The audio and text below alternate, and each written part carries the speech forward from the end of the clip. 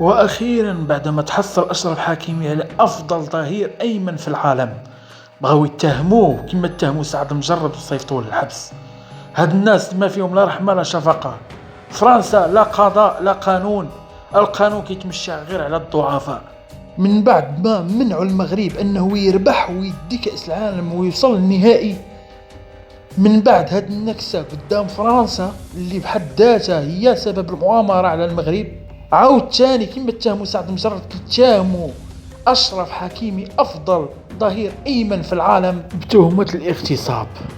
وأسهل حاجة يمكن لهم يرشيو أي فتاة ويقولوا لها ها شنو غديري بالضبط وغتهمين اللاعب الفلان فلاني، ما غتقصرش يعطيوه حتى $1,000,000 باش خسر السمعة ديال المغرب في أنحاء العالم.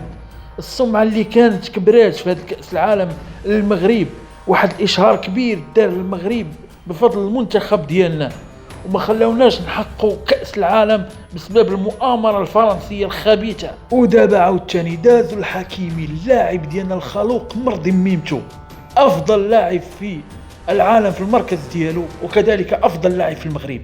باش هادشي كامل باش يشوهوا سمعة المغرب. نتمنوا أنكم ديروا حملة كبرى على فرنسا. إلا كنتي موافقني الرأي حط واحد لايك باش نعرفك، والسلام عليكم.